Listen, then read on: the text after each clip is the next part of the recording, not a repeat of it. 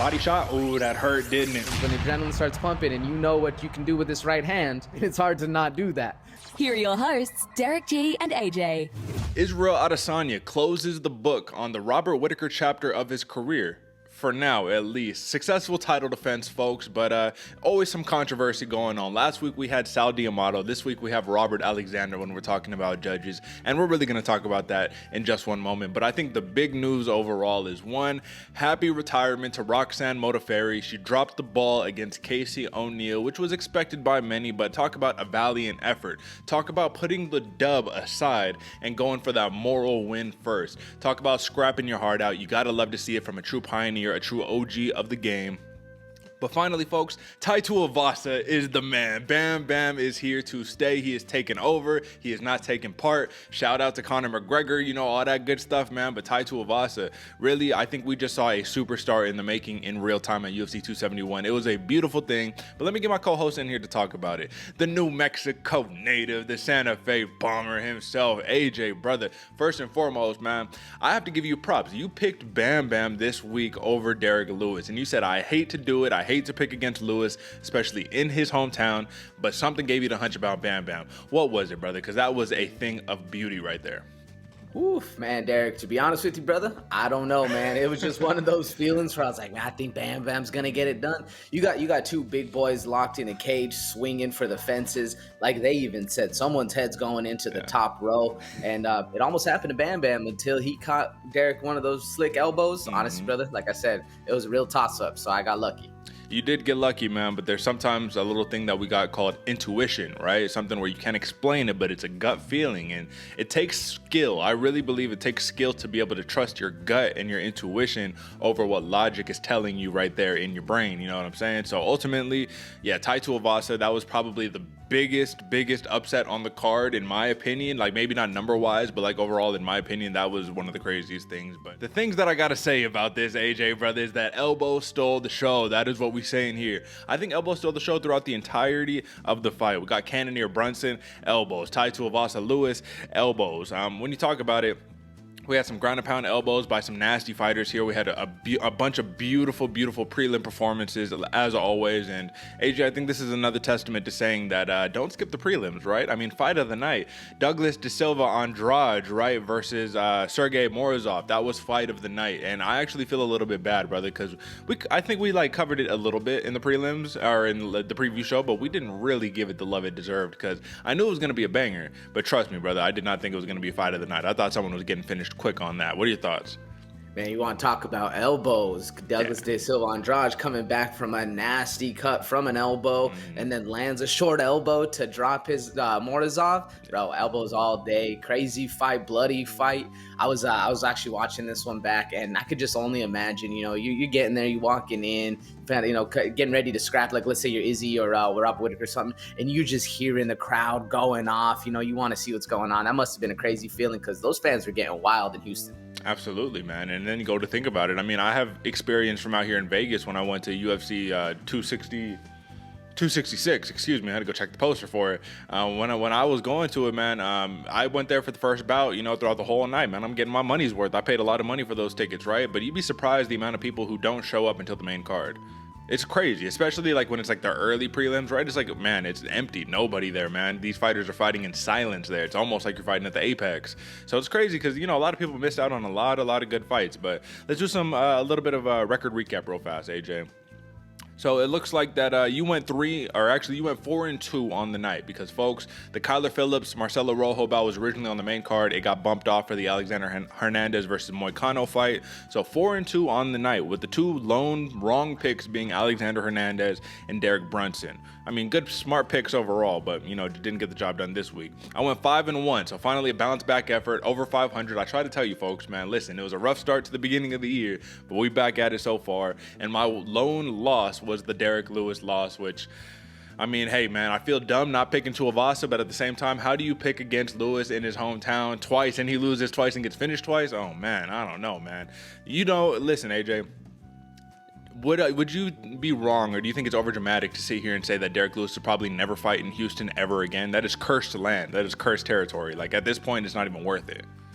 You know, Derek, they say don't shit where you eat. I think Derek Lewis needs to not fight where he lives, brother. You just don't go back. You make that, sacred land. You chill there. You get your business on, and then you go fight somewhere else. Man, I think Derek Lewis doesn't ever fight in Houston again if I'm him. Absolutely. I mean, at this rate, he has better luck trying to go fight, Tuivasa in Australia or something like that, man. At this rate, just go over to the hometown. But that also goes to show how incredible of a victory it was, because Tuivasa did it in Lewis's hometown. Like, he went to enemy territory. That's the equivalent, more or less, of being like, I'm gonna go to Brazil to beat the Brazilian fighter. Like, that's a crazy cap in the feather, or cap in the hat, or tip of the cap, or whatever they're saying. AJ, over and unders, man.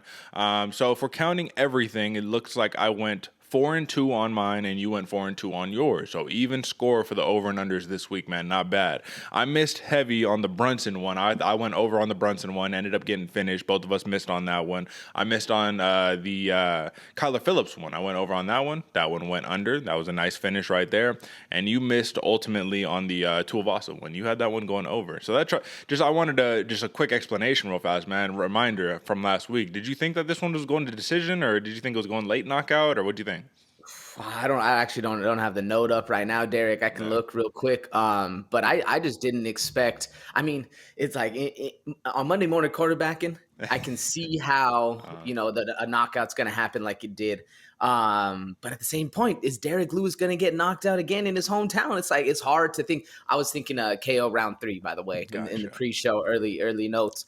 But still at that, like, is the knockout gonna happen early? Man, I thought it was gonna take a while for these dudes to get tired. Then something comes up. But I mean, a knockout round 2, it's early round 2 is rough, man. It's still one of those things, like, how are you gonna, how are they not gonna get knocked out? But at the same point, are these dudes, big tough chins? Are this gonna happen? Yeah, it's a hard one to guess. I mean, listen, man, Derek, we'll talk about it in a second, but, Derek Lewis, the wrestler, swinging and banging, the whole nine, man. Listen, let's jump real quick into some photo collection, you know what I'm saying? Jump straight to the joints, man, and we can talk about some of these prelim fights. So I'll start it off by jumping us on over, brother, and we got to start right here, my man. That is Blood Diamond, face down, man. This is the aftermath, and it looks like, in the early prelims at least, it looked like the folks were a little hesitant to want to tap. I guess I could say that, right? You know what I mean? They was going out on the shields. Blood Diamond, man, great striker, has been kickboxing forever, Muay Thai forever, whatever. But there's levels to this game, man, and I think that was on full display when he fought Jeremiah Wells, who was very well versed on the ground and had a very, he had an interesting angle to the choke that he had. A lot of people thought that he didn't have a true choke in there on, Blood Diamond, but listen, he went to sleep. Face down like that, that's not how you want to start your UFC career, brother, but give me your take on the photo. Whew, this is the spot where you don't want to be, man, getting shooken up like your little baby, like, hey, you're all right, little hand on the back. Good photo. I mean, this is just rough for Blood Diamond. Rough start. He was looking good until he got the backpack put on him, and then he went to sleep. I guess kudos to him. Sometimes I feel weird saying that, kudos to him for not tapping. Because in a choke, it's not as dangerous. You're just going to go take a little nap. But same point, like, do you want to do that? Do you want to cut oxygen off to your brain? I don't know. That's a whole different argument, I guess. But I do like the photo. It shows the ups and the downs of what can actually happen in the cage, man. Yeah, well, just like when we were talking about Dustin Poirier versus Charles Oliveira, like, we don't tap shame, man. Like, if you're going to sleep, you might as well just tap. Like, at this point, you have nothing to prove. You get no tough points. You get no cookies. Nothing. You end up, looking around like, what happened? Where am I? No way. The fight's over. You know what I mean? So rough loss. And, there was the sole loss for City Kickboxing. City Kickboxing went 2-1 on the night. So sole loss for City Kickboxing on the night. This next photo right here, AJ, brother, this is just, like I said, another one. Dudes just don't want to tap. For whatever reason, we not tapping. It is what it is. But I'll talk about this, man. Douglas Silva de Andrade, man. He had one of the most stunning victories against Sergey Morozov, because I was watching this and I said, Andrade or Andrade, this was the most unpredictable way to finish a fight. I believe he had one submission victory in his career thus far, and to be able to get a submission win over Morozov, who ultimately was the wrestler who many thought had the advantage on the ground, is incredible, brother. Like, I don't even know how to put it in words aside from saying that I could not expect this. This was phenomenal. Great performance, gritty performance, comeback performance, fight of the night performance, literally because of how much danger he was in the first round. And it goes to show why we love the sport of mixed martial arts, because just because you get your ass kicked one round doesn't mean you can't come back and then win the fight. You know what I'm saying? So give me your take on the photo, brother. Man, you said it best, Derek. Just because you get your ass kicked in the first round doesn't mean you can't come back. And I think that's why we're looking at De Silva de Andrade's face, how exuberant and how like not relaxed, but like peaceful he looks, almost like it's a sigh of relief. Like, damn, I did it. Because you're right, Morozov. Everybody thought Morozov had a ground game advantage, and then to see him turn around and actually turn into the choke to get finished was wild, man. And all credit to De Andrade because he had him very hurt on the feet. Everyone was saying, put him back up, put him back on the feet. But he went for the choke. Good call because he actually ended up getting it. And I love seeing the two faces. I mean, Morozov's a little rough because, yes, he is out. The eyes are open. It looks a little bit creepy. But this is the two juxtapositions of where you can be like complete relief and grace and acceptance in the fact that you just got the win. And then Morozov just taking a little nap. Yeah, brother, he's in another realm right there. He's in the shadow realm, lost consciousness right there. But that's what happens, man. You know what I mean? He was trying to give it everything that he had all the way until the very end. And, when the oxygen gets cut off to your brain, man, there's only one way to go. There is no other way to go on that one, man. So, I mean, good photo, though. Good photo. This is just a nice little somersault or, whatever you will say for Carlos Ulberg, man. This was a very lackluster fight, though, AJ. This was your sleeper. I was a little disappointed because, I mean, if you didn't pick it, I might have picked it in another world, you know what I mean? But at the end of the day, Carlos Ulberg needs another dance partner if he wants to have an actual bang and scrap, and Sharon looks like he was just a little too hesitant to pull the trigger. However, this is the jubilance that comes with a pretty easy, night, man. I mean, you had some danger in you, but this reminds me of the Maxime Grisham fight where more or less they just kind of cruised to a victory, called it a night, and it was able to, collect their paycheck and go on and probably could fight next week if they wanted to, man. What do you think? Yeah, easily, man. I was a little disappointed too, not in the fact that it wasn't, because it was a good fight for Ulberg. It just Fabio Charant didn't pull the trigger, man. Even his coaches were sitting there screaming like, "You got to go, you got to fight." I expected a lot more, especially since Fabio Charant was on that 2-fight losing streak, now a 3-fight losing streak. You got to fight for your livelihood in this game, and it was rough. We didn't get to see that because Ulberg was down. Yeah. Ulberg was sitting in the pocket. They gave him some shit because it was Michael, or who was it? It was Michael Bisping, where he was talking about he's fighting like Luke Rockhold, first hand down, chin up a little bit, and he was, man. If Charant could have landed something, and the fight could have changed up a little bit, but all credit to Charant because it was a good fight. Throwing the cartwheel or the backflip or whatever this is, it just shows how happy he was to actually get his first win in the UFC. Absolutely, man. I will just ask you this. What are the odds that Fabio Charant, the Water Buffalo, gets another chance? We talked about how quickly he went from LFA champion to a quick downturn in his career. And the way that he fought this last fight, man, I don't know if there's many fans or if any of the UFC executives are going to want to see him scrap again. What do you think? Ooh, I think if anything, Derek, he's going to be on the very early prelims because I think that chance is slim to none. Yeah, understood, man, understood. So next photo that we have right here, brother, this is, to me, a thing of beauty. And folks, it's a little cut off. Sorry, you can't see Kyler Phillips' face in this one, but to me, this was just beautiful because this is Kyler Phillips, who I felt like put on a true MMA master class against Marcelo Rojo. And I'm actually glad now because when it comes down to it, brother, this was supposed to be a main card fight, and Phillips basically just dominated Rojo from start to finish, man. He was faster. He had sharper techniques. His ground game was better. Striking game was better. But when he went to the ground and he had a triangle locked in, couldn't get the triangle, so he switched over to the armbar, which is very, very, very basic fundamental jiu-jitsu.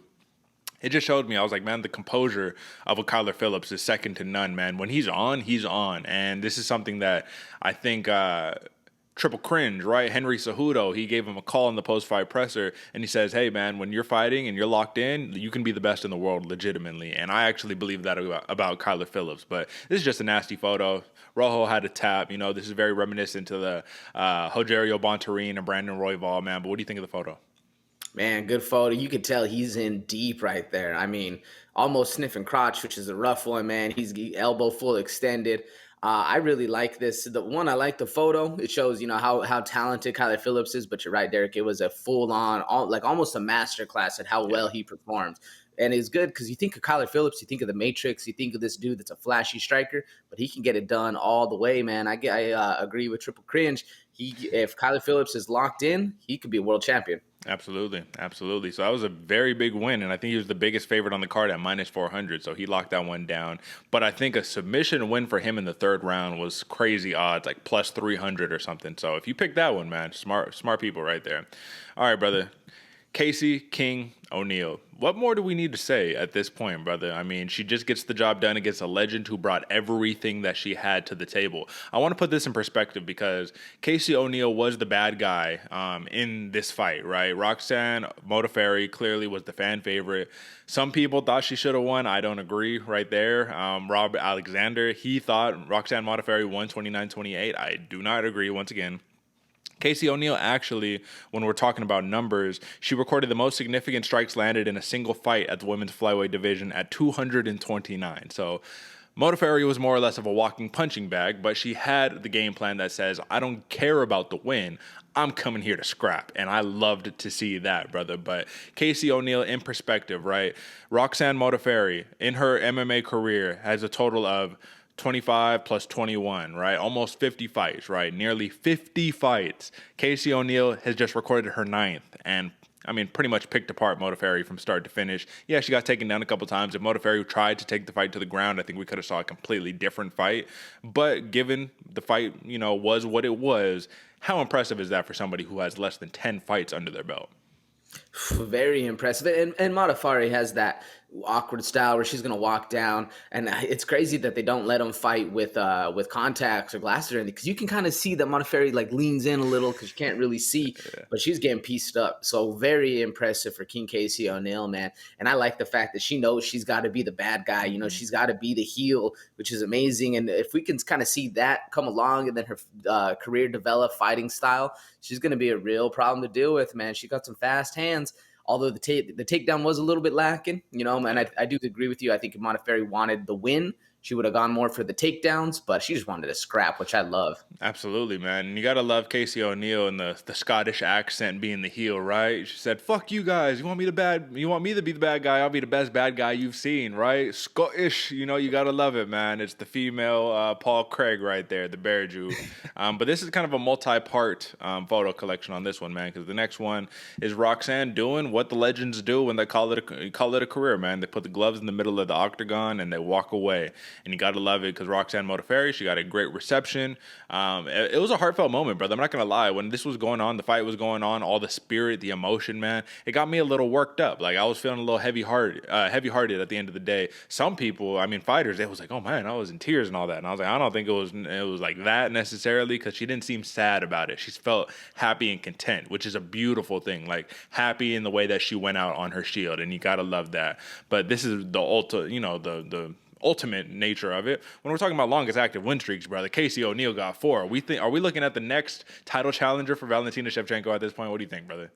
Man, I see it soon, but I hope not that soon, man. Yeah, I know. It's crazy that they're hyped up about a 4-fight win streak when that's like kind of middle range for every other fighting category out there, man. So I hope they give Casey O'Neill a little bit more time before she fights the Bullet, because I don't want to see her lose just yet. Well, here's the question now, man. Casey O'Neill, Tyler Santos, Katlyn Chookagian, those are really your 3 front runners for next shot at Valentina Shevchenko, brother. So I think that if you think about it, Tyler Santos, Casey O'Neill, they're going to be here for a long, long time.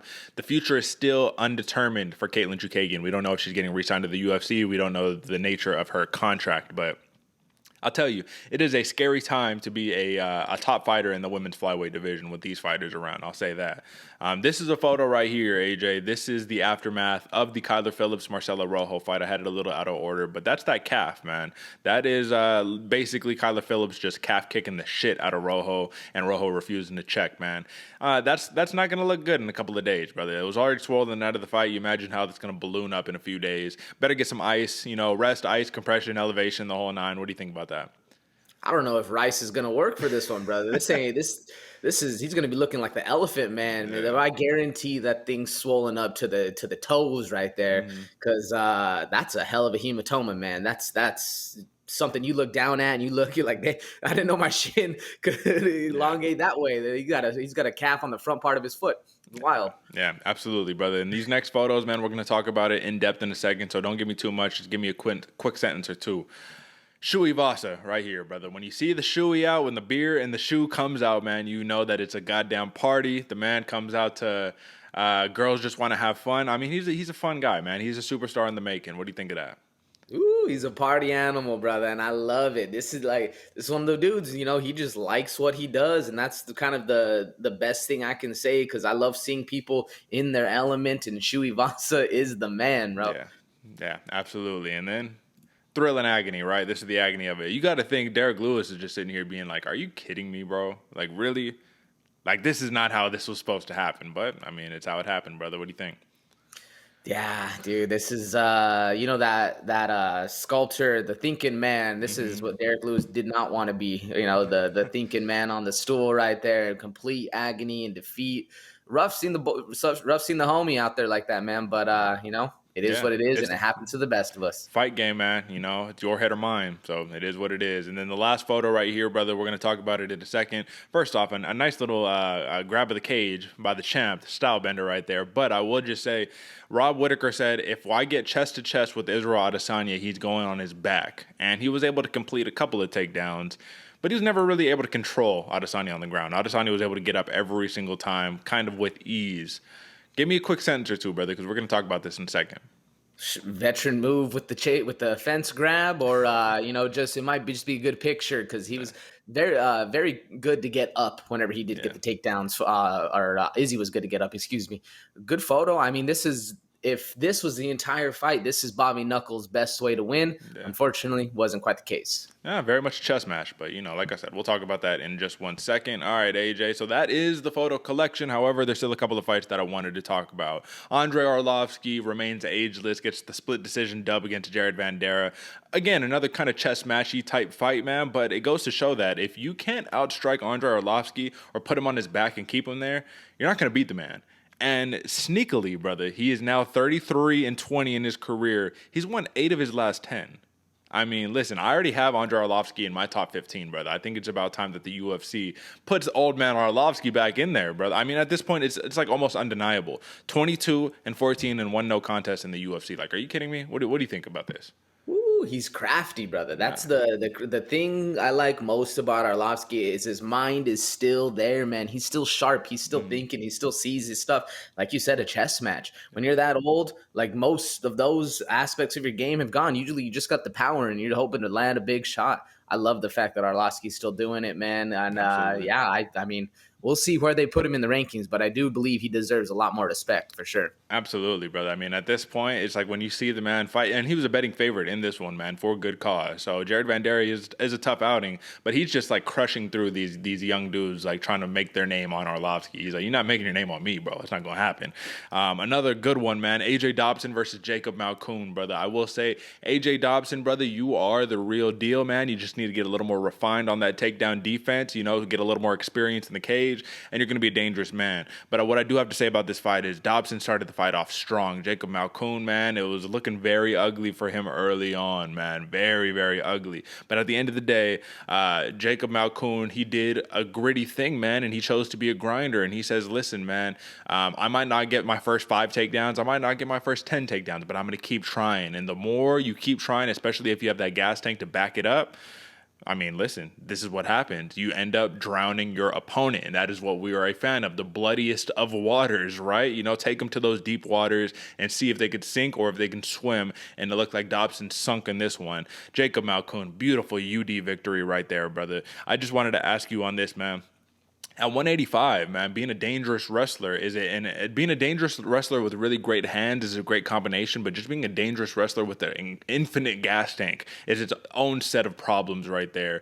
Do you think, because Nick Maximov, right, he's another one where it was just that endless grinder type style. I actually wouldn't mind seeing a Nick Maximov versus Jacob Malkoun fight, even though I think nobody else in the world would want to see that fight, because everyone is already saying Maximov is very unentertaining, probably going to say the same thing about Malkoun. Do you appreciate that style, though, AJ? I guess that's the question that I have for you. Even though it's not fan-friendly, do you appreciate how dangerous of a style that is for opponents?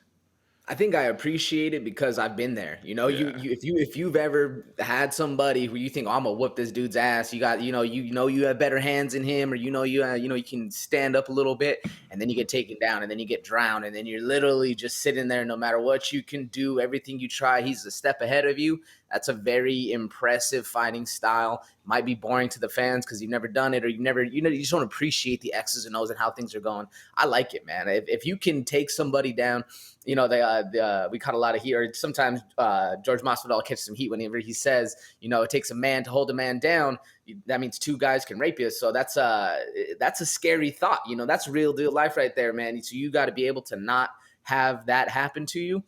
And if your skill set aligns right there, man, you're able to not have somebody hold you down. It's very impressive. But at the same point, if you can hold somebody down that entire time, that's quite a feat. Absolutely, and I don't know if that was Masvidal or I think that was Gaethje. I think Gaethje was the one who was saying that quote right there, man. But that goes to show that's probably why Khamzat Chimaev is such a feared man right now, because you don't want that man holding you down. But yeah, man, I agree. At the end of the day, it's like you have to be educated to, and don't get me wrong, maybe that came off wrong. You have to be educated in terms of like the sport. You have to have a true understanding of the fundamentals of how difficult of an endeavor these things are to truly appreciate what it is. Because most people who watch MMA or watch basketball or football and have never done it at the highest of levels, I mean, ourselves included, man, it's like we can't fully appreciate it the way that they can.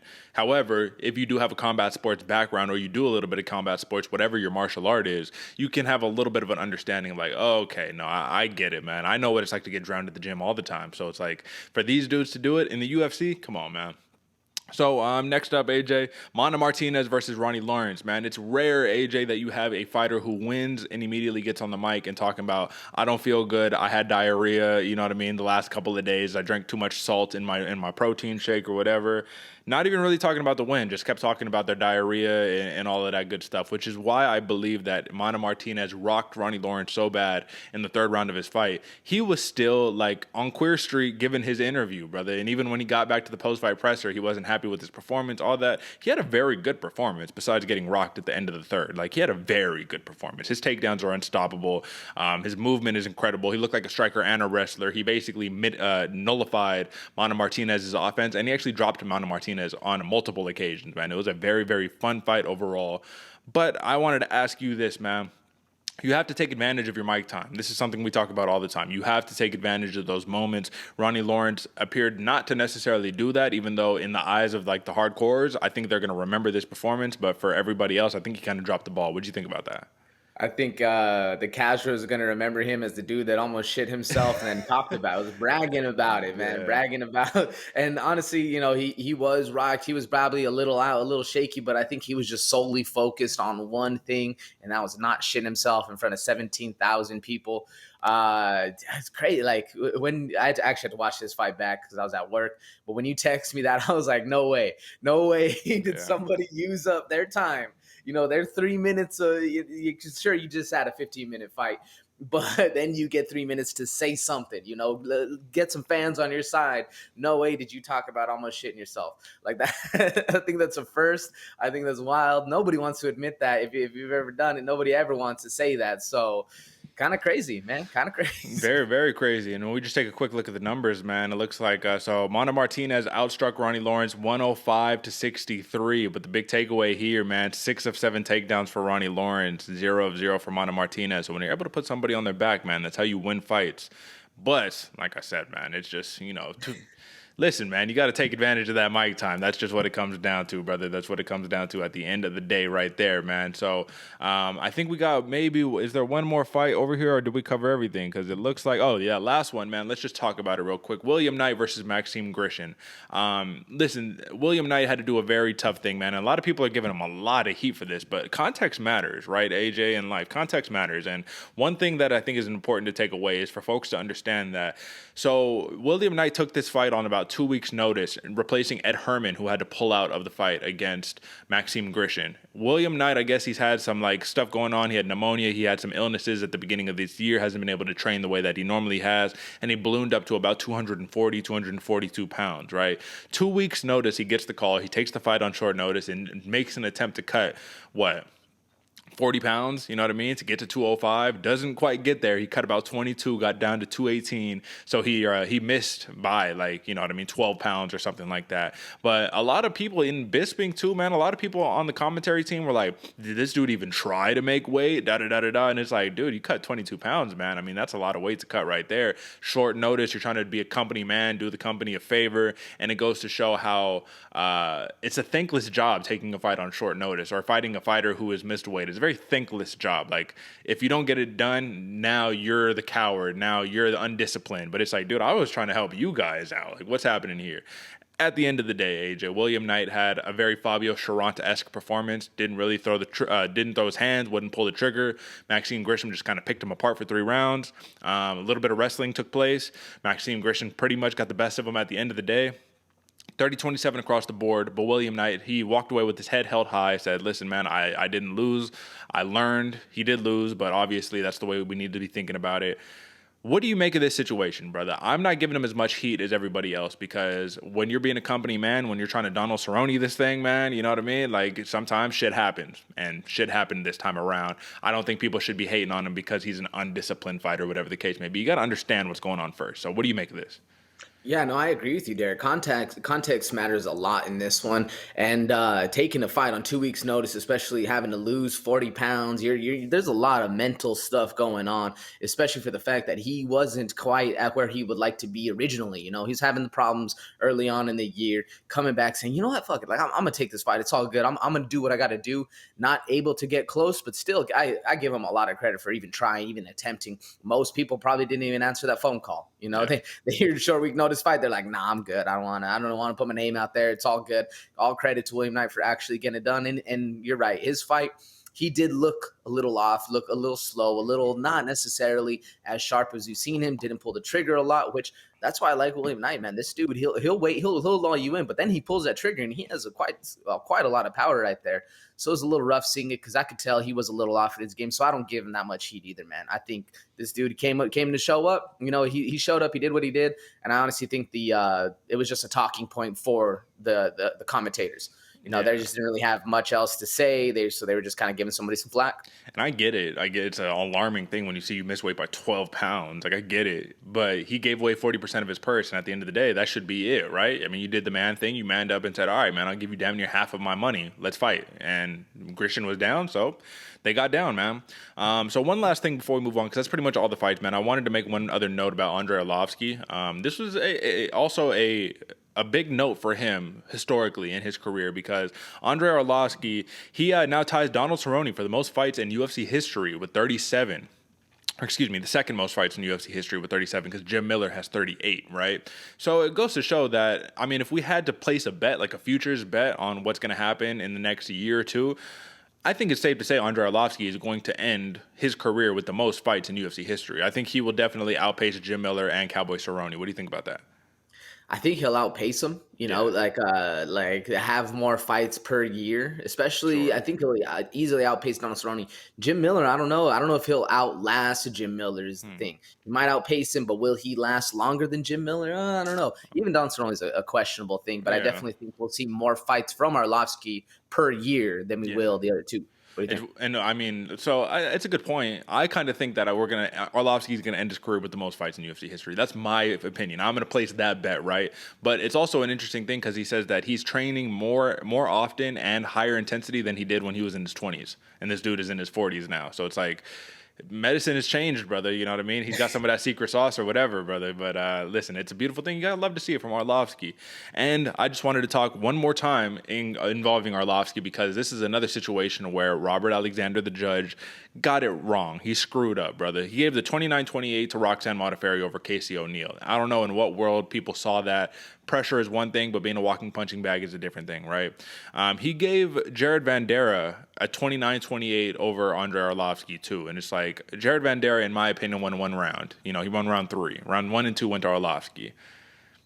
What are we doing here? And I wanted to pull it up real fast, AJ, if you don't mind. Go into one of my favorite websites, MMA Decisions, and you can see the two highlighted scores right here, both by Robert Alexander. It's the Arlovski fight and the O'Neill fight, where he gave the sole differing score in a split decision. So when we look at the Arlovski versus Vanderaa fight, and we look at like who do the media have it for, it's Arlovski across the board. 2 30-27s, the rest are 29-28s. So it's like, where are you getting this information from? What fight are you watching? It is known that Houston has an iffy commission, and there's often weird judging that goes down over there. But this is what I'm talking about. When everybody else scores it one way and you score it the sole opposite way, like, bro, how do you have... How? That's just really my question. And then when we look at the O'Neal versus Modafferi fight, does anybody have it for Modafferi? Absolutely not. This is O'Neal across the board. 30-27, literally across the board. Like, there's not one round that Modafferi won. And I agree with that as well because, like I said, pressure and educated pressure and not getting hit are one thing, but when you're just walking forward and getting hit a bunch, when someone sets a significant strikes record in a division hitting you, I mean, it's just another thing, brother. So, like, my rant aside, I'm just tired of the shitty judging right here. We had Sal D'Amato with the Sean Strickland fight. Now we have Robert Alexander. They take no accountability. That's my whole point. I'm glad that the commentary blasted this dude, but, like, do you have to take another test? Do you get in trouble? Do you get detention in judge school or whatever? Like, what the fuck is happening? What do you think?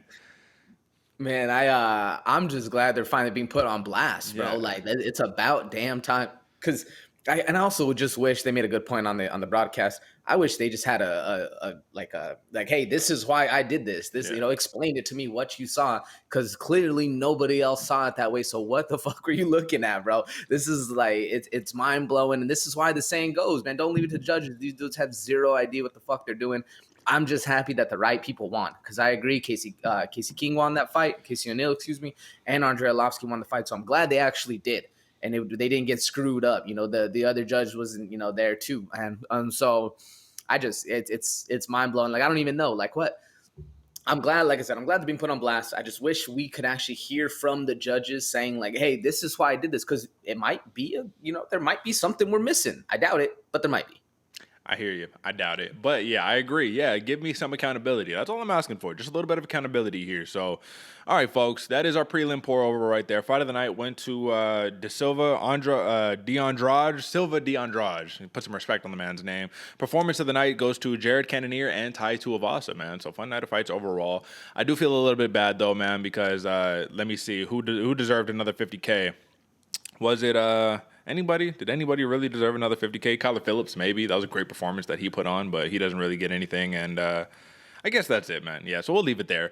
Folks, I want you to drop a like, subscribe, all the fun stuff. Don't do it for me. Do it for the program. Do it for the sake of what we're doing here on a weekly basis, week in and week out, man. Giving you the good picks. If you bet my picks, man, I mean, like I said, 5-1. AJ's 4-2. Either way, both high over 500 over here. High on the over-unders. What more do I need to say? Do the right thing, folks. BWP10, use that code for 10% off all purchases at checkout when you hit up our new storefront. And we do have some new designs and stuff like that. So real fast, AJ, I wanted to jump into it. This is the newest design, before we get into a rankings review, newest design that we have here on the, on the website, man. The Bloody Water Podcast, the Bloodiest Waters logo right here. And if you zoom in, look at that. That is a newly commissioned logo we got there. A thing of beauty, if you ask me. So we got tank tops in all varieties of colors and all that stuff. And if you want to look at related materials, we got hoodies. For this design right here, folks, we got tote bags. What are we talking about? You want to get you a bag with the logo, you want to get you a crew neck, whatever the case may be, get a kid's premium t-shirt, man. So this is really what it's looking like, folks. On the back, you do have the big logo, on the front, got a little bit of a smaller logo right there, folks. So, variety of colors, all that, $28.99. But like I said, if you use code BWP10, you get 10% off of that at checkout. So, I would go check it out if I were you guys. But if not, you can head over to just the storefront and check out all the collection of different designs we have. We have like a million different designs over here, man. It's starting to get up there. AJ, what do you think about this, brother? It's slowly but surely coming together. Am I right? Man, I love the new logo, brother. We were talking about it a little before, folks. We're doing some hard work over here, man. Go pick something up. Make sure you put in the code BWP10. I know I got a lot of homies that are out there looking. I might have to scoop up a tote bag, brother. I might have to start bringing that to yoga. I usually rock the backpack, but that tote bag is fire right there, man. Folks, go get you something. Put yourself on and do the best thing. Share it with your friends. Rock this out. Help us promote a little bit. You know we're working hard over here. And Absolutely. Check out that new design, bro. I think it's super fire. I love how it's all put together. Yeah, this is I can't say enough, man. I like it. it a lot. I'm in the same boat, brother. I'm very happy with how this came out, man. But this is not a commercial for no clothes or nothing like this. This is a combat sports show, and we need to talk about the rankings review, brother. So let's get into it, man. It's time to do a little bit of a 60 seconds rankings review, my man. And today, I think we're going to be taking ourselves into the men's lightweight division, brother. So, AJ, man, there's one person who I've intentionally not talked about because this is how hyped I am about the performance. And the man's name is Bobby King Green. You remember him by the familiar, golden, beautiful voice that says, man, you better stop sleeping on me because you're going to keep sleeping. I'm going to have to wake you up. Well, Bobby Green, I think he did that to open up the main card at UFC 271 against Nasrat Haqparast, man. He was talking. Haqparast was under his skin. He was saying, what's up, bro? He brought the hood out in him, man. He was popping him with the jab. What's up? What you going to do now? You wanted to fight. Come bring the fight. That's what Bobby Green did, man. But before we talk about a breakdown of the fight, we just need to talk about overall. Listen, man, where is this man going to be heading in the next couple of fights? John Anik, said it best. He says if Bobby Green's not careful, he's going to find himself fighting for a spot in the rankings in the very near future. And I agree with him. But right now, AJ, I have at number 15 in my lightweight rankings, Diego Fajeda, right? And this is a dude who he's on the tail end, like right there, like one more loss and you're out of the rankings for me personally, but you're still that good of a fighter. He has to be ranked. You have Joel Alvarez at number 15, which is a very good pick right there because this is a prospect that's killing the game right now. I mean, arguably, I could drop Fajeda and I just scoop in Joel Alvarez right there and I'd be happy.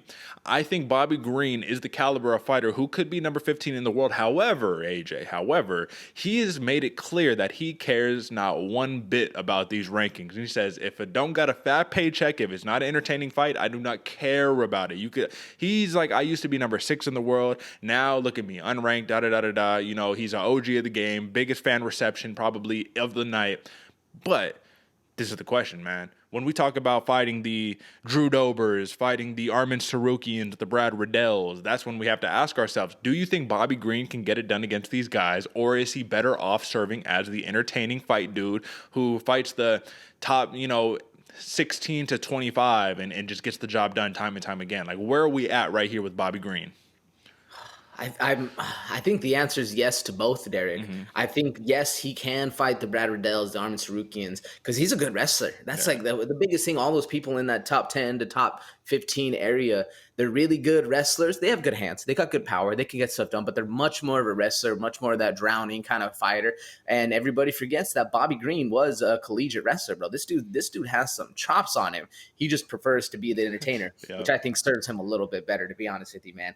I love the mindset of Bobby Green. Like you said, if it's not entertaining, it's not fun. If it doesn't come with a fat paycheck, then why am I doing it? I think that's kind of what everybody, that's Uncle Chael style right there, which I firmly get behind. As long as you're staying active and staying moving. The problem is you keep staying active, you keep staying winning. How can we not put you in there with those top dudes? Like it's a double-edged sword.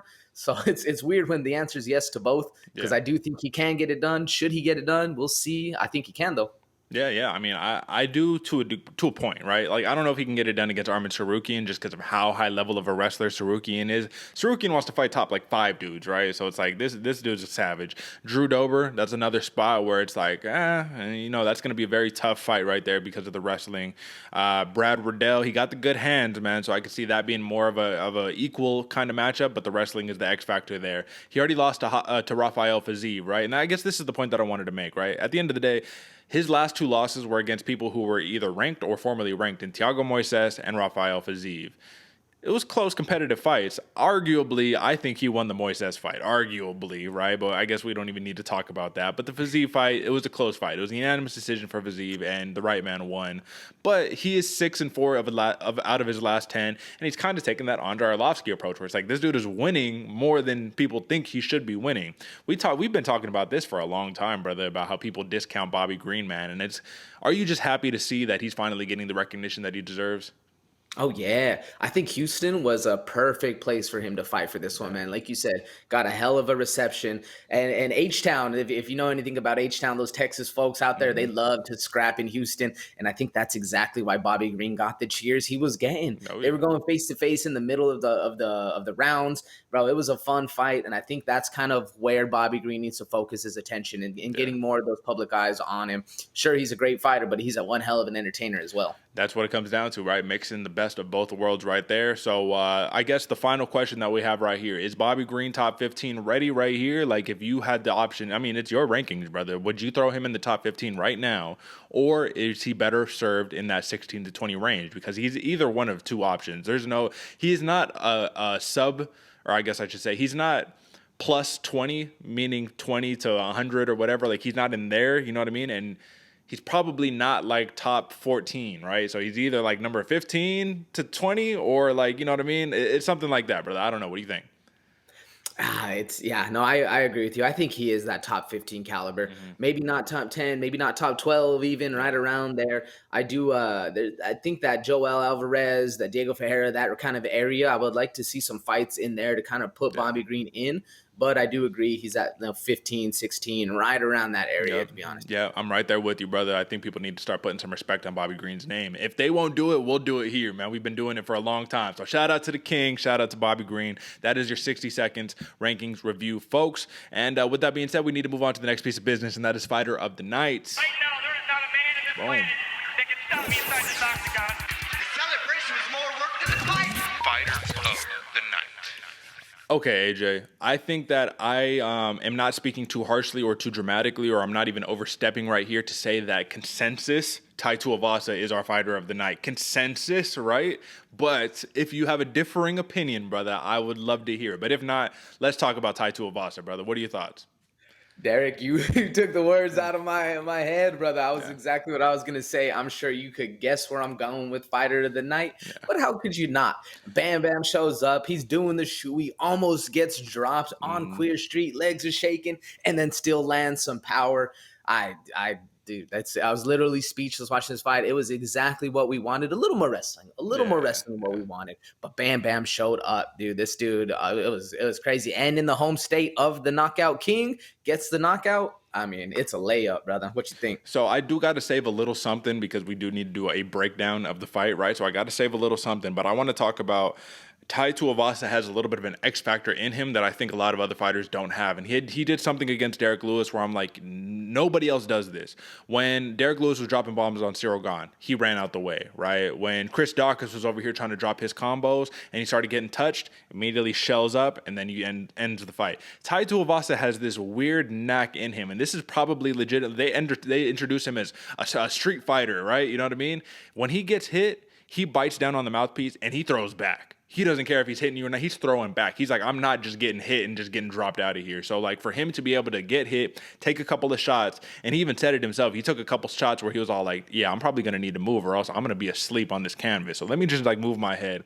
He gets out there, throws some big shots back, clinches up Derrick Lewis, and he did something that he actually did in one of his first fights ever. And literally, Tai Tuivasa, one of his first fights ever, gets his opponent up against the cage, pushes him back, drops an elbow, drops him, puts him out. Did the same thing to Derrick Lewis, almost like it was just muscle memory. Like this man has just been doing this for years, and made it look like it was no big deal, man. It was very Mark Hunt-esque in that KO, brother. So I would just say, whatever that X factor is, Tai Tuivasa has it. He has the rub, he has the star power, and if this is a passing of the torch, which I don't necessarily believe it is, because Derrick Lewis is going to be around for a long time, if he can keep the mental state right, I think that this was that stepping stone right there for Tai Tuivasa, man. This leapt him into superstar category, and he has the it factor. I don't know what you call it, but it's the it factor.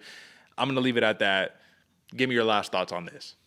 Yeah, Derek, I agree with you. I don't think this was a passing a torch. I think this was an opening of the door saying, yo, come in with the homies, brother. You belong here. You can swing and bang with the best of them. And I agree with you. Tai Tuivasa has that X factor. You can never put your finger on it, but you know what it is when you see it. Tai Tuivasa has it. I wish they would have broadcast the shoey instead of broadcasting Derrick Lewis, sad and upset about getting knocked out. Because that's really, Tai Tuivasa is here to party, and that's what makes him fun, man. He's a people's guy, He's in there, and I guarantee he went out even in Houston. Maybe wasn't spending as much, but I guarantee he went out and had a blast. AJ, I think that is an understatement right there. I think that this dude, listen, he's probably still up right now partying right now. You know what I'm saying? Doing Tuivasas and the whole nine, man. But that is the fighter of the night. Tuivasa, consensus across the board. There's no one who had a better performance. The only other name that I had on my list was Casey O'Neill, but even her performance paled in comparison to what Tuivasa did. He literally was the reason why I think this pay-per-view was so successful, because the main event was a little lackluster. You know what I mean? It was fun, back and forth chess match, but if you look at the other fights, the Cannonier Brunson fight, it was a good fight, but if that finish didn't happen, it would have been much less of a good fight. The Bobby Green fight was obviously a good one, and the Moicano fight was a very good one. You know, we'll talk about Moicano in 1 second, but like I said, this blew the doors off of the arena right there, man. So shout out Tuivasa. You are our fighter of the night consensus right there.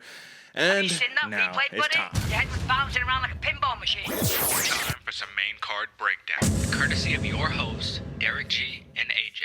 All right, brother. So like I said, I wanted to save a little something, and right off of the bat, Bobby Green, I have to mention this note, man. Lightweight veteran. He passes Evan Dunham for the most significant strikes in lightweight history. That goes to show how much hands with the capital H Bobby Green has, brother. He put it on full display. Nasrat Haqparast, AJ, for just context's sake right here. If a lot of people, this was their first time seeing Haqparast, they might have been a little disappointed, because he basically just stood there, hands held tight, ate a trillion straight shots to the face. He was putting some pressure on him and all that good stuff, but he wasn't exactly the dance partner that I think everybody expected him to be, myself included. I thought he was going to bring the war. He was talking a lot of game before the fight, but it looked like the speed was too much of a difference. The awkward style of Bobby Green was a little too much of a difference. And the traditional boxing style of Nasrat Haqparast, he just couldn't quite get the job done. But how impressive, AJ, my man. I mean, Bobby Green at the advanced age of 35, fighting a kind of younger Haqparast, kind of put it on him, man, almost one-way traffic. But Haqparast is very tough, man. So where do you place the stock of a Nasrat Haqparast after this fight? He just dropped 2 in a row, 1 to Hooker, now 1 to Bobby Green.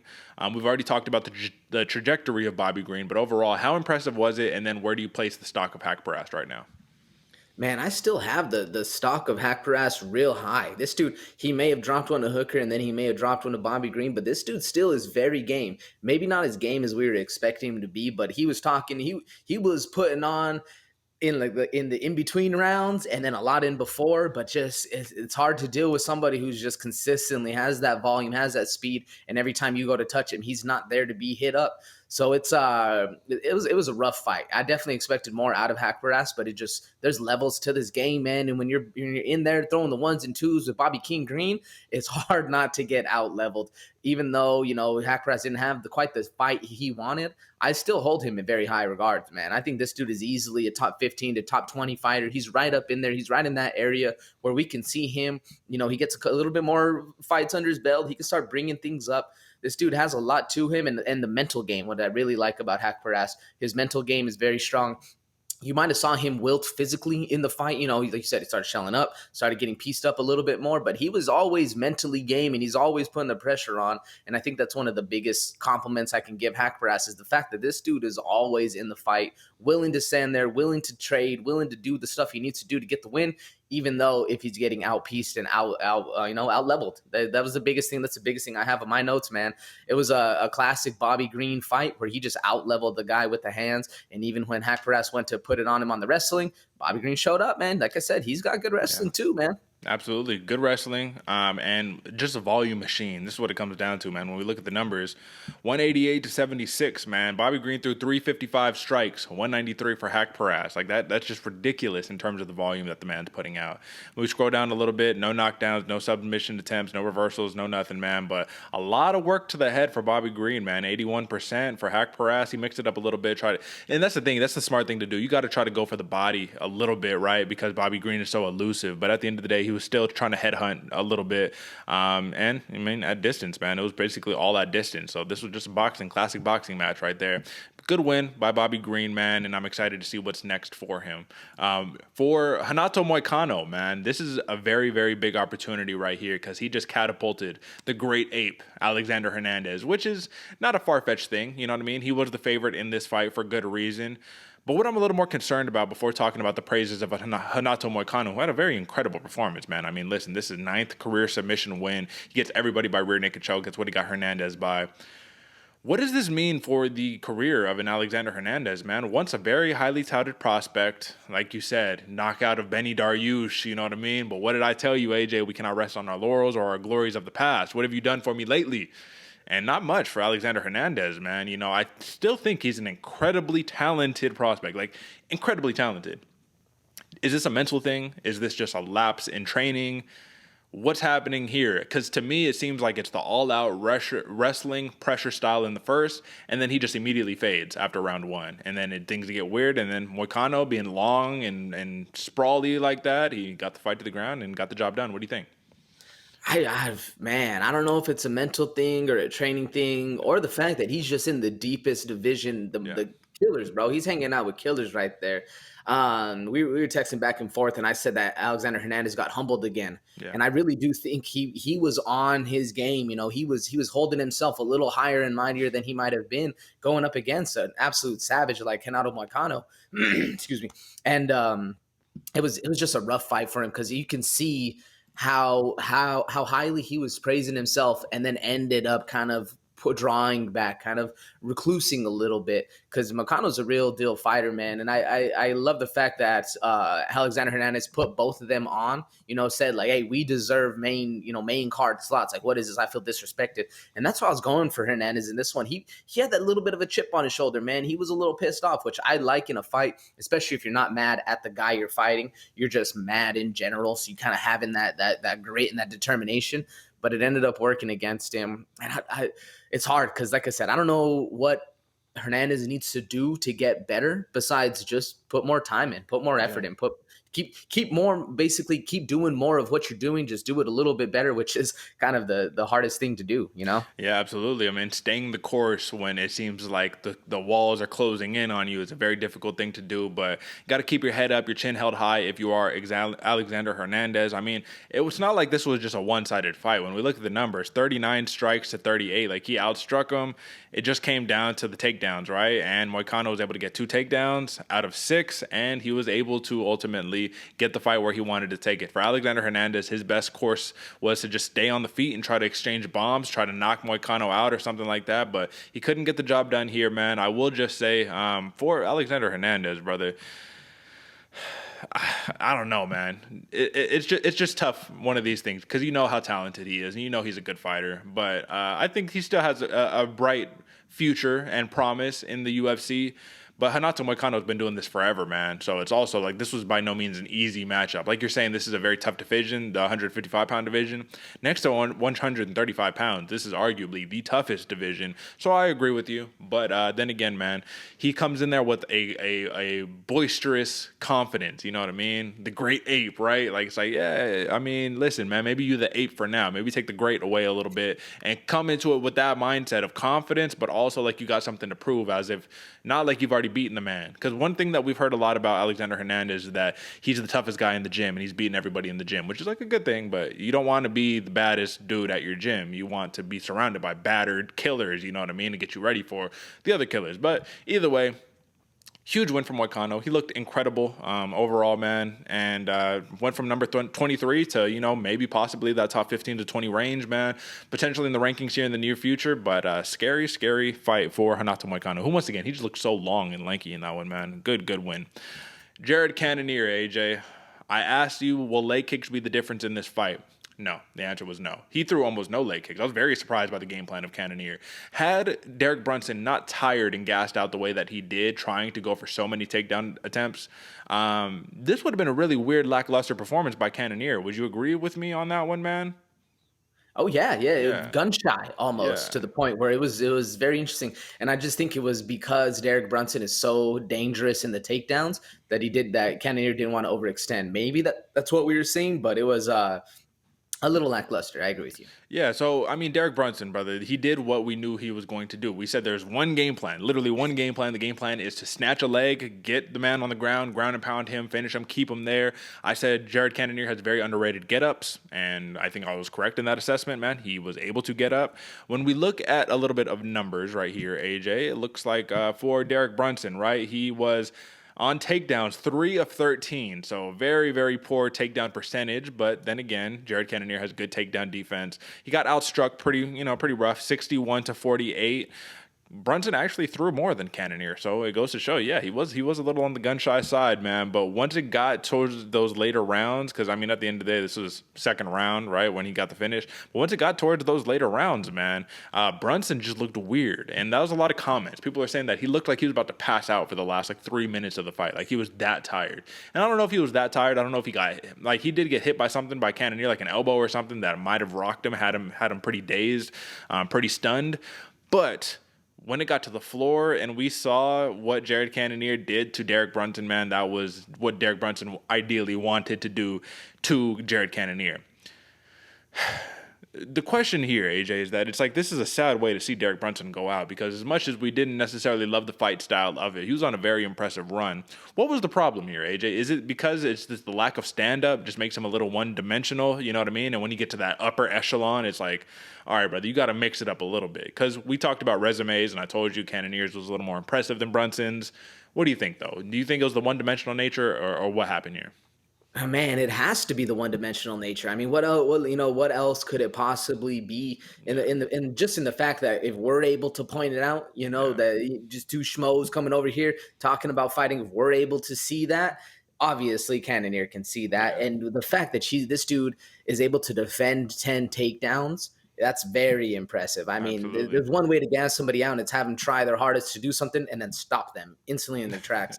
And sure, Brunson was able to get 3 takedowns, but that holding him down is a whole different story. Getting the takedown, sure, fine enough. But if this dude keeps standing up every single time, I don't know if you ever have this done to you folks, but if you're over there, you're happy you got the takedown, and stands right up, and then you got to go again, and then he's stuffing you. It's quite a not only a physical draining thing, but mentally draining, because all you're thinking is, damn, I had him, and he just keeps standing up. So I think it just the fact that Brunson is so one-dimensional and almost locked in, laser focused on that takedown, and when things aren't happening your way, you kind of start fading a little bit, start thinking about other stuff, using more of your mental energy towards other things, or you're thinking about just other stuff. It makes it very hard to focus and lock in on what you're doing. And I think that was one of the biggest things I saw in this fight is Derek Brunson was a little unfocused when the times got rough. Sure, he walked in, laser focused, locked in, but then once, the fight started going, he started running away, you started seeing the breathe-ins kind of really start to take advantage. There was one point in the second where Derek Brunson got hit, and he literally just turned around and ran away. Yeah. That's quite a telling sign that this dude is somewhere else in the fight, not necessarily locked in. This was a rough one for Derek Brunson going forward, and a pretty good fight. I mean, maybe not the best fight we've seen of Jared Cannonier, but a really good outcome for him, especially if his goal was to be defending those takedowns, because he did a hell of a job, man. What you think? I mean, I'm just pulling up this picture real fast, brother, because just that's devastating. Look at those elbows right there, man. And for those who are just listening, this is just a still of Jared Cannonier dropping elbows on Derek Brunson's face. I agree with you, man. I agree with everything that you said. Derek Brunson just needed to do a little bit more. If he knew that this is kind of what I had saw in other fights, though, right? Even in the Darren Till fight, where it's like he's desperately getting to the legs and like barely surviving when he's getting hurt and stuff like that. And Jared Cannonier, it's like when he puts it on you, man, the power is a little bit too much. And as soon as he got those ground and pound opportunities, man, Brunson. So basically the controversy here is that Brunson's corner threw in the towel like right before these elbows were happening, and the ref didn't see it. You know what I mean? So he took some unnecessary damage. He ate about 2-3 elbows. Flush, like those were not just like, let me drop an elbow. That was like, let me fucking kill you with my elbow right there. Cannonier smashed him with those ones, man. Tough way to go out. He says he's going to pick himself up for one more fight after this because he will be retiring after his next fight, is what he says. However, we do know who's going to be facing Israel Adesanya next, and it is going to be Jared Cannonier. This is a big, big win, and that is really all I have to say about it. I do think Jared Cannonier left us on desiring just a little bit more in this performance, but at the end of the day, a win is a win, man, and this was a beautiful win right here. He shut up all the critics right there, so shout out to that one. All right, brother.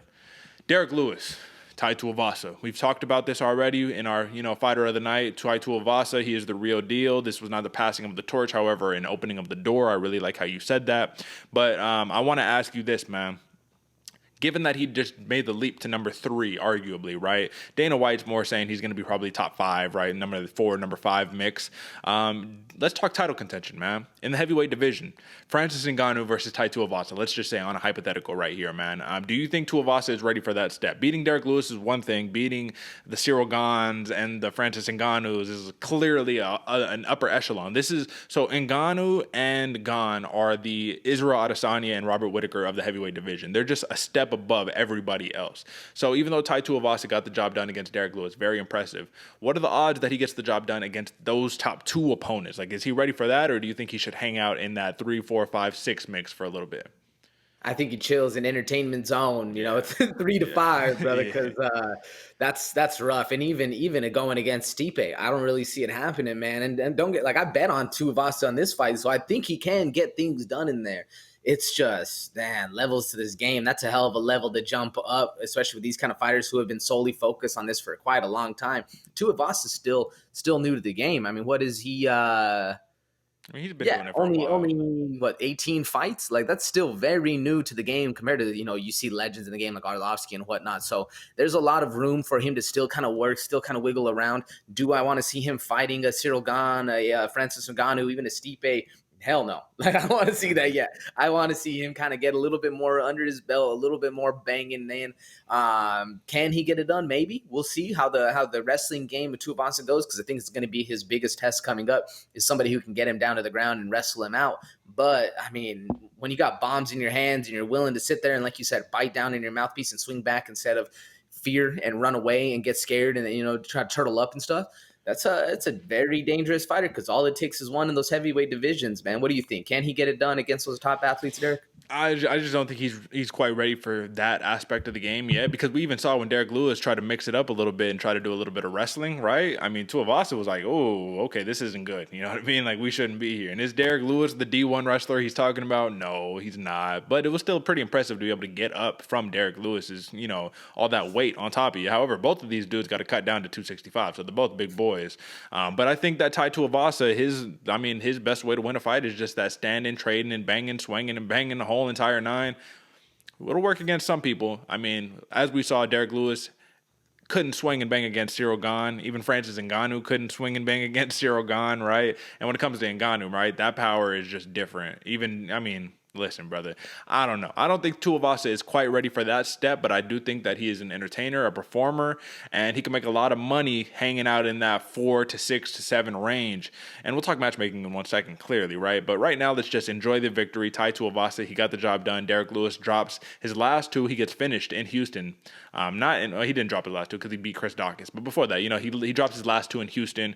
He finished both times. I don't know about you, AJ, but I feel like we're going to see a little bit of a hiatus of the Black Beast. I don't think he's going to be fighting for a little bit. I think he's going to try to get his mind right about this, because he got actually slept this time around, like legitimately. Like, his eyes were wide. He was like, oh, and then, yep, took a nap. You know what I mean? Took a little nap, woke up, and it seemed like he was all like, nah, no way, that didn't happen. It's like, yeah, you just got knocked out, bro. It happens to the best of us. Tai Tuivasa had a puncher's chance, just like any other heavyweight does, man, and he got the job done. It was a beautiful thing to see, but this was definitely one of those fights where you wanted both guys to win. You didn't want either guy to lose, but I thought this was a great co-main event and arguably the best fight of the night. But when we got to talk about a little bit of controversy right here, AJ, Israel Adesanya, and still he gets the job done. He closes the book on closes the chapter on the Robert Whittaker book, however you want to say it. Listen, man, will we see a third fight? Maybe, and that's only if Israel Adesanya stays on top, stays in the game, and Robert Whittaker runs through all of these opponents all over again. And we're doing this. I mean, do we need to see a third fight? Really, I don't think so, because I think it's clear Adesanya is the better man, especially when it comes down to this matchup. But a lot of people, AJ, are screaming robbery here. They're saying Robert Whittaker won 3-2. You have Justin Gaethje who says Robert Whittaker wins round 3, 4, and 5. Now, the problem that I have with this, AJ, is not necessarily the sentiment of, like, could Robert Whittaker have won the fight? I mean, depending on how you're viewing it, yes, sure. But the big thing that we need to take away here is the takedowns don't mean the same thing in every context, right? Is it true that Robert Whittaker got takedowns in this fight? Yeah, he got 4 of them, brother. He got 4 of them out of 10. So 40% clip right there, but he got takedowns. Did he do anything with any of his takedowns? No, not at all, bro. And this is the same argument I have for why Roxanne Modafferi didn't beat Casey O'Neill, because did Roxanne Modafferi land 2 takedowns against O'Neal? Yeah. Did she do anything with the takedowns? No. Did she control, you know what I mean, her opponent on the ground? Did Whittaker control Adesanya on the ground? No. He got right back up to his feet every single time. Might have been a little bit of help from a couple, you know, fence grabs and whatnot. But the point remains, you couldn't keep him on his butt, and that is the whole entire factor when it comes down to a takedown. If you can control him on there, all right, we're giving you some points. If you can notch some ground and pound, we're giving you some points. If it's a mat return more or less and they're getting right back up to their feet, getting out of there and getting back at range, you're not really doing much, man. So do you entertain or see an argument for Adesanya potentially dropping the ball to Whittaker? Because I'm going to pull up MMA decisions and we can take a look at what the people have to say.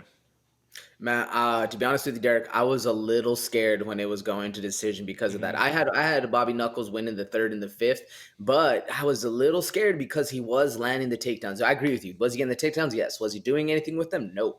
But sometimes in those judges' eyes, that's all they care about. You know, like if DC's scoring this fight, all he cares about is just getting takedowns. Sure, obviously he cares about, you know, ground and pound and getting the actual finish and win, but sometimes takedowns weigh more to other people than they do, you know, the majority of others. So was I a little worried? Yes. Did I think the right guy won? Yeah, I think Israel Adesanya won this fight. But even on verdict, I was looking earlier and I was seeing people were scoring like first round of Whittaker. And like, so sometimes you don't know, man. That's, I think, why they need more of the judging so you can kind of get a bigger consensus. Cause I was a little worried. If you score takedowns in a certain way, I can see why Robert Whittaker won the fight, in your opinion. Mine, not necessarily. Yeah. Mine either, not necessarily. But when we look at the media scores for it, man, it's almost Adesanya across the board. We do have maybe like 4 or 5 people out of maybe, I'd say this probably like 20 votes, right? Got it for Whittaker, 48, 47 for Whittaker, 140, 49, 46 for Whittaker. So I don't know. This is Tyler Treese of SureDog.com. Yeah, I'm not really sure about that. But yes, I think that Adesanya overwhelmingly got the job done. When we look at numbers, AJ, it appears to be, let me pull this down for a second. It appears that so Adesanya outstruck Whittaker 98-74. He got no takedowns, right? So Whittaker got 4 takedowns, and when we're looking by target, right? You know, from distance, a couple in the clinch, but basically it was just like a distance type fight. You got to beat the champ to be the champ, and we've been saying this for a long time. A lot of people don't agree with that sentiment. It's kind of the same thing for like a Dominic Reyes versus John Jones, right? Very close fight, you know, but the argument a lot of people are making about Adesanya, and some people are saying if Adesanya loses, this is nobody's fault but his own, because he looked like a step slow. He looked a little lackluster. He looked like this was more or less a glorified sparring match than it was a true, real deal fight. And my question to you on this one, AJ, is do you think there's anything to that sentiment? When I was watching Stylebender come out, slapping his face a little bit and doing all that, like my thought in my head when I was watching, I was like, is he maybe like not feeling too hot right now? Is he still trying to wake up and get in the zone or whatever? Did he look a step slow? Did he look odd? Or do you think that this was just a conservative Stylebender approach? And I have one more comment on this as to what I think about it, but what do you think? Yeah, I mean, totally, I agree with that. Or I disagree with that statement, excuse me. I think he might have been, because I saw the same thing. I saw the fact that Israel Adesanya didn't look as far, excuse me, folks, didn't look as far advanced as he normally did, especially in that first fight. He looked levels above Robert Whittaker. But I think that goes more to show how advanced Robert Whittaker went in the fight than Israel Adesanya. Sure, it's hard, and this goes back to what we were saying earlier with the Alexander Hernandez fight. If you're the baddest dude in the room, you need to go to a new room. That's the hardest thing about Israel Adesanya. He's arguably one of the baddest men in the planet. So who's he going to train with to get better? Especially when you're already at the pinnacle of your career, you don't really have an idea or a grasp or a focus to go up. You know what I'm saying? Like you don't know where, like, all right, what is better? I don't know. I'm the best. Like what's out there? So Robert Whittaker has an easier chance to get closer to the top, if that makes sense. If there's more of a clear-cut path for Robert Whittaker than there is for Israel Adesanya to grow. So I think that's where everyone is talking about that is he looked a little slow. Because did he look slower than normal? Sure, maybe. Was Robert Whittaker better than a lot of people were expecting? I think that's a little more closer to the truth than what actually happened. It's just hard, man. Like because Did I think this was a way closer fight? Yeah, but that's what we were expecting, Derek. We were expecting a closer fight from Robert Whittaker, especially now that the mental games aren't playing. And that's another note I had. I think you can see the difference in the first fight to the second fight, how much those mental games actually impacted the outcome of this fight, because Robert Whittaker was focused in, man. Sure, he wasn't getting the outcomes he wanted in those takedowns, but was he able to get the takedowns? Yeah. Was he avoiding the shots? Was he avoiding the counter strikes? Avoiding falling into those pitfalls that he did? Yeah. So I think it just shows that Robert Whittaker stepped up his game, where Israel Adesanya maybe not stepped down, but stayed at around the same level that he was at. So it made everybody think that, oh, Israel Adesanya, he's failing, he's falling. I don't necessarily think that's the case. What do you think, Derek? Well, I agree with what you're saying right here, but I think that there's one X factor that you missed on this one when it comes to Robert Whittaker and his game plan. I think Robert Whittaker executed a very good game plan.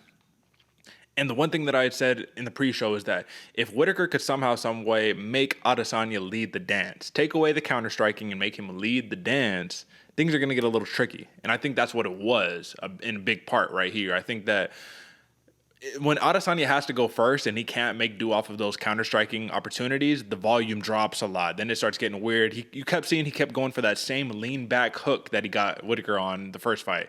He kept going for it, and he missed every time. Like Whittaker, one thing Bisping was saying about Whittaker is that he kept just left hand dominant. He wasn't throwing that right hand. And he was like, well, one reason why that might be is because when he throws the right hand, he's getting caught with that check hook. So let him not throw that and let him just mess up the flow of an Adesanya, which is what you have to do to a fighter like that.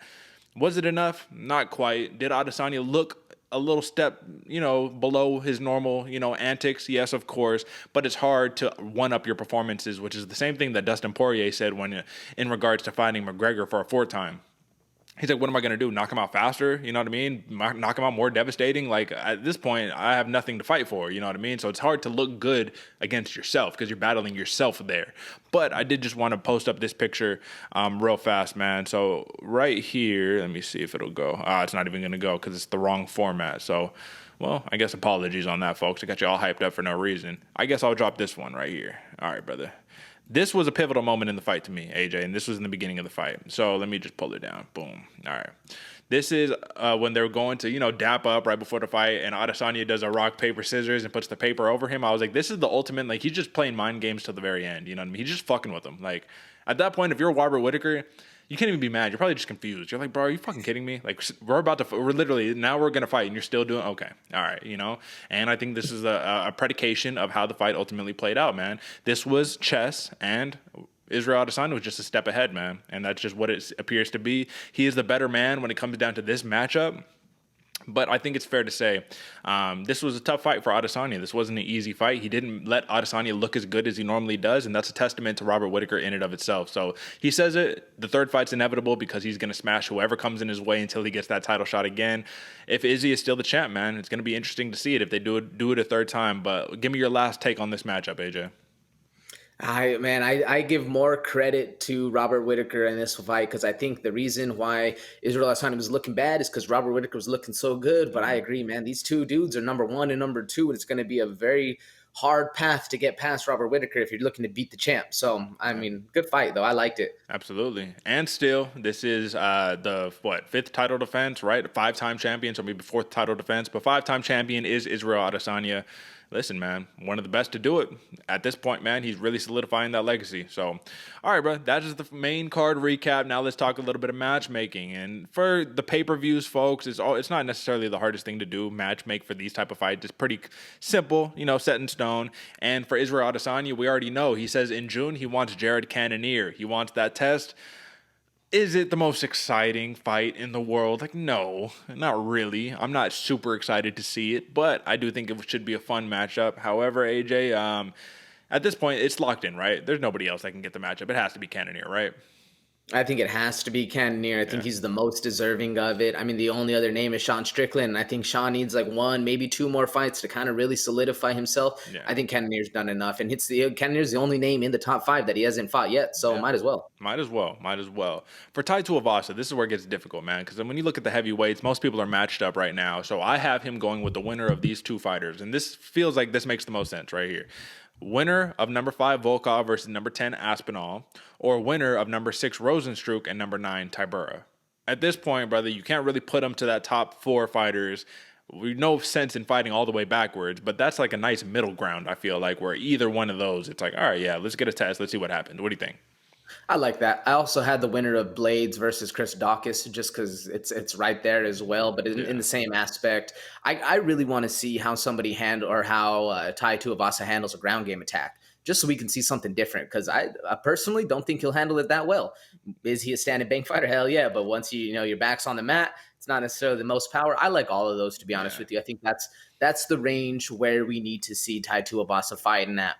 Yeah, well, if you're not going to do it for Curtis Blades, that's why I stayed away from Blades, because I was like, I don't know if he's ready for that. But you'll get that same type of matchup against Tybura, right? Tybura could take you to the ground, do all that fun stuff, man. He could stand, trade with you.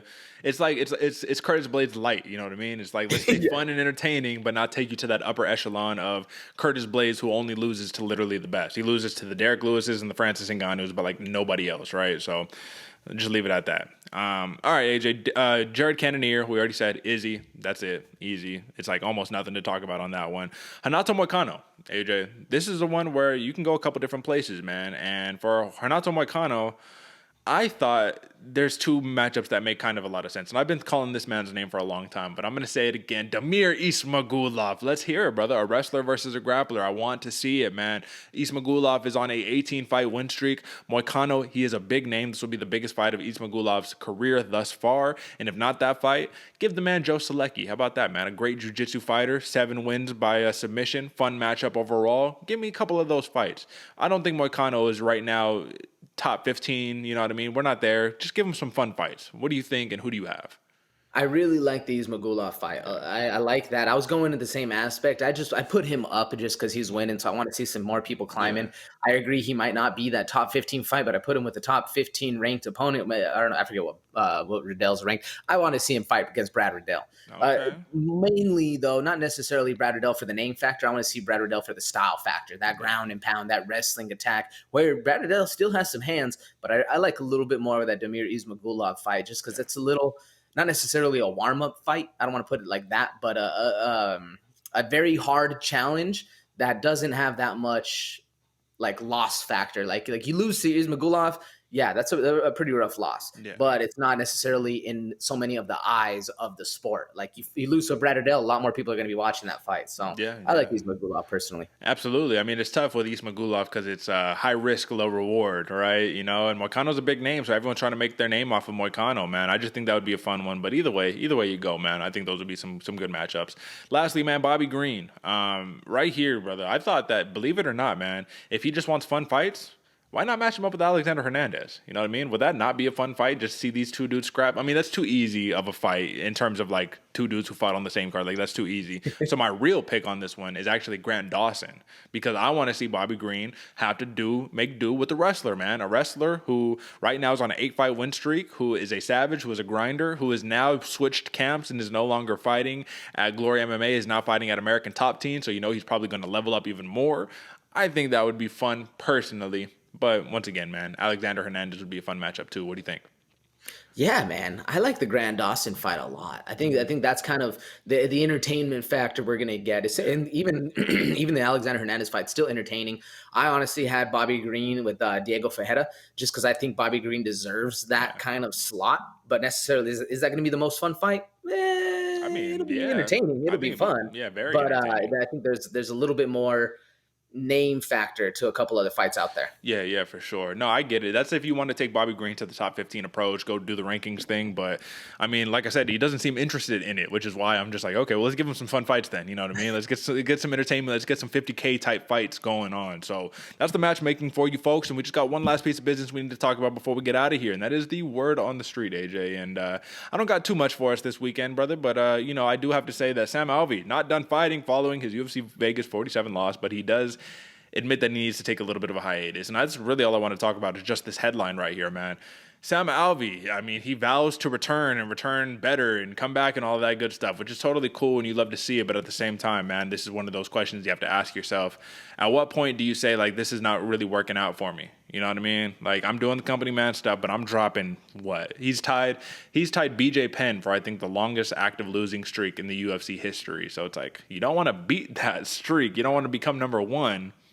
But at the same time, you might still think he got something left in the tank. And he looked sharp until he didn't in his last fight. So just where are we going with Sam Alvey?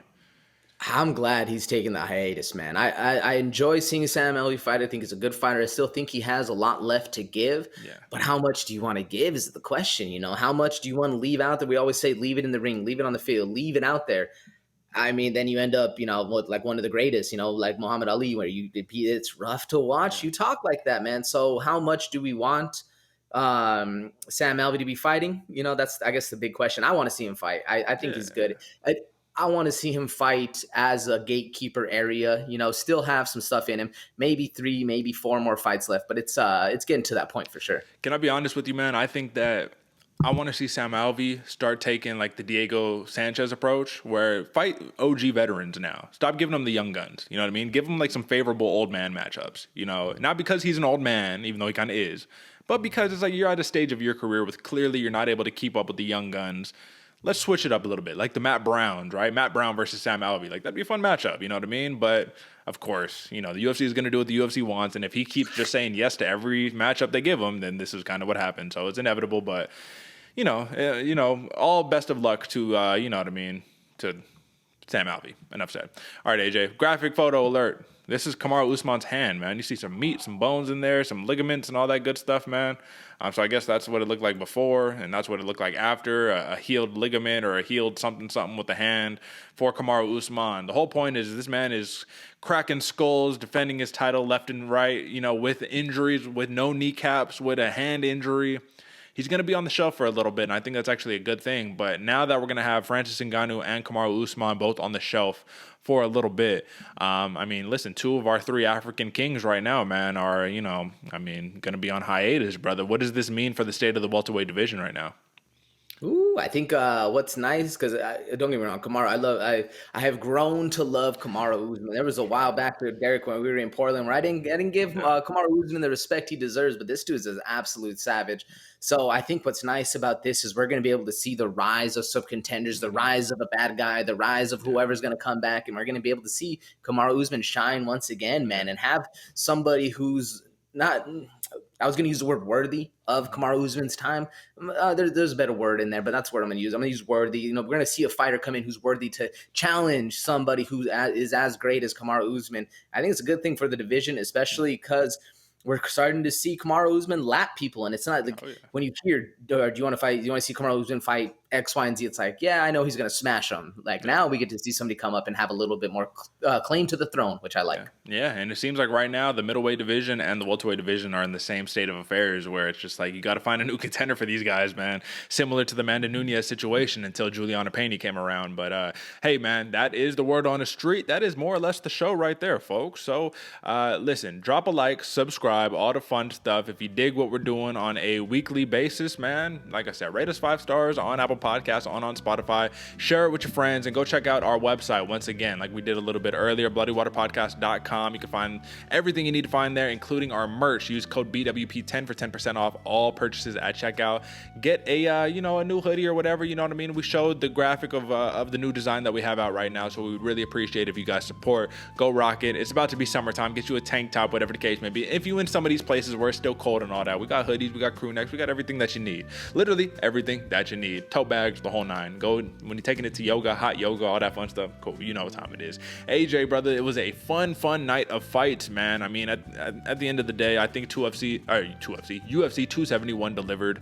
Prelims though, man, stole the show, man. I think the early prelims definitely stole the show. Great night of fights, great action, and I can't wait to do it again because next week we got a banger on our hands. We got Johnny Walker versus Jamal Hill, which is a newly minted main event because Rafael Fiziev versus RDA, your boy Rafael Dos Anjos, just got moved to I think UFC 272 co-main event. So for now, we get light heavyweight scrap in our next bout. It should be fun. Both of us are now over 500 on our pick, so we back where we need to be and only looking to get better. AJ, you got any last words for the people?